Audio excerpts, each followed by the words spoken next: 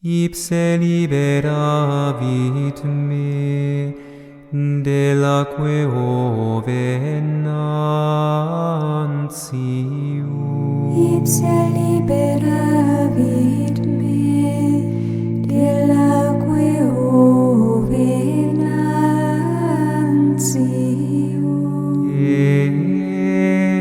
Et a verbo aspero Delaque venantium.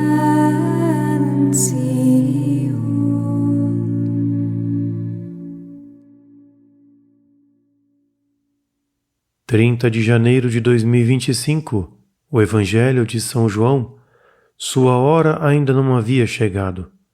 Capítulo 7, versículos de 25 a 36.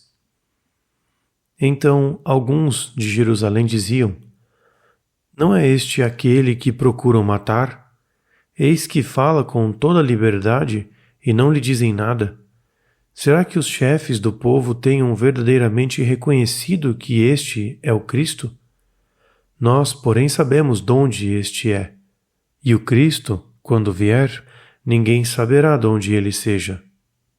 Jesus, que ensinava no templo, exclamou: Vós me conheceis e sabeis de onde eu sou.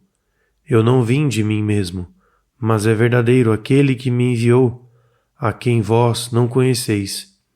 Mas eu conheço, porque procedo dele, e ele me enviou. Procuraram então prendê-lo, mas ninguém lhe lançou as mãos, porque não tinha ainda chegado a sua hora. Muitos do povo creram nele e diziam: Quando vier o Cristo, fará ele maior número de prodígios que os que este faz? Os fariseus ouviram este rumor que dele fazia o povo, e os príncipes dos sacerdotes e os fariseus enviaram guardas para o prenderem. Jesus disse-lhes: Ainda por um pouco estou convosco, depois vou para aquele que me enviou. Vós me buscareis, e não me encontrareis, nem vós podeis vir onde eu estou. Os judeus disseram, pois, entre si: Para onde é que irá ele, que o não encontraremos? Irá, porventura, para os que se acham dispersos entre as nações e pregará aos gentios?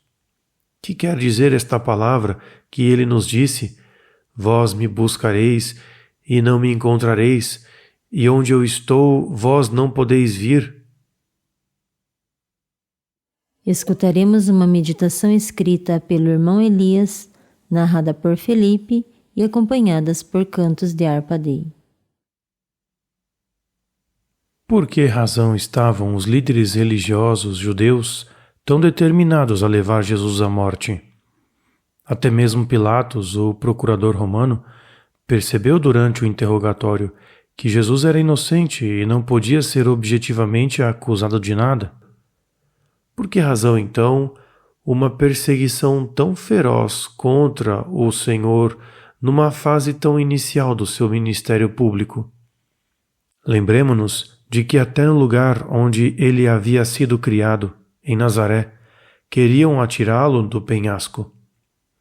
As próprias Escrituras apontam os motivos da perseguição. No início do capítulo 7 de João, ouvimos Jesus falar sobre o ódio do mundo, porque ele testemunhou que as suas obras são más. No capítulo 8, o Senhor afirma que os judeus, referindo-se àqueles que o perseguiam, têm o diabo como pai. Nesse contexto, também devemos incluir a passagem que ouvimos ontem, na qual Jesus afirmou que aqueles que o perseguem não buscam a glória de Deus, mas a sua própria glória, não julgam com retidão, etc.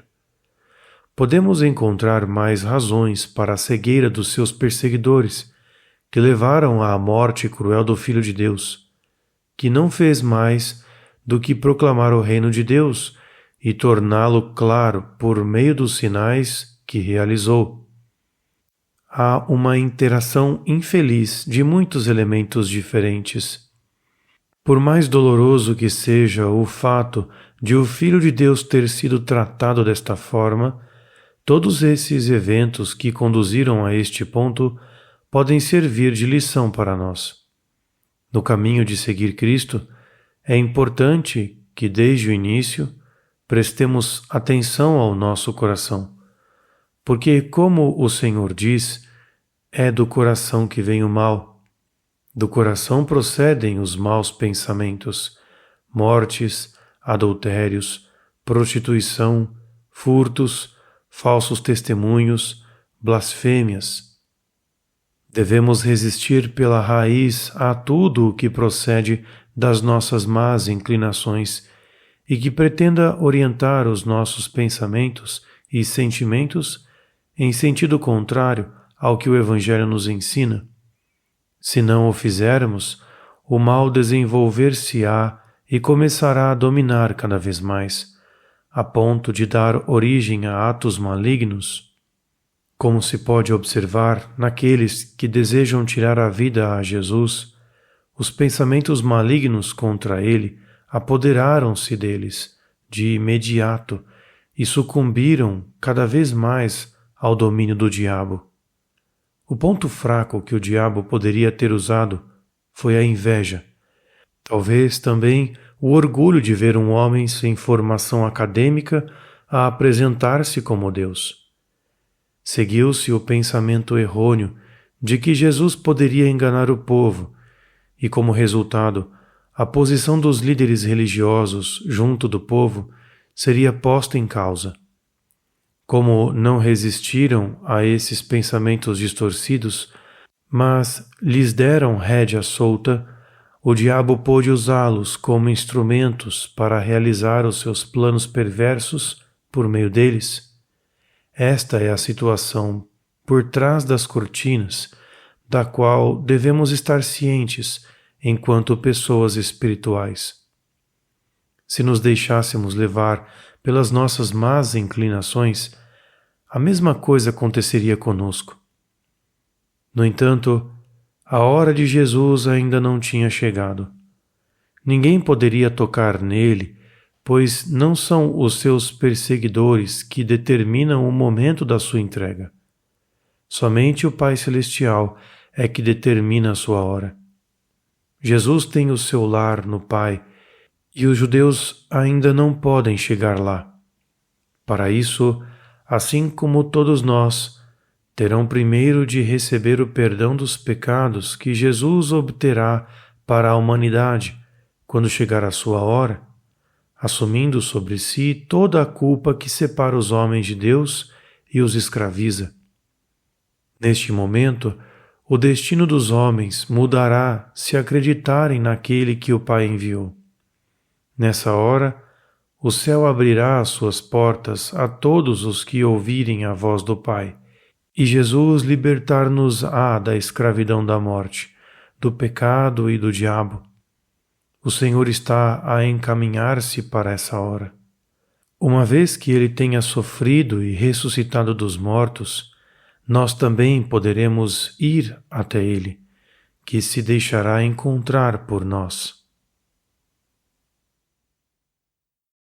Hoje, escutaremos o responsório das laudes do tempo quaresmal que diz: Ele me livrará do laço dos caçadores e de toda palavra perniciosa. Ipse liberavit me, delaque ove nantium. Ipse liberavit me, delaque ove nantium.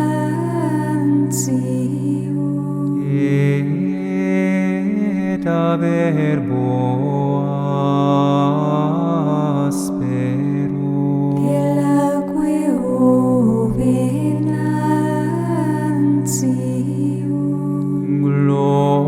gloria Patri et Filio et Spiritui Sancto.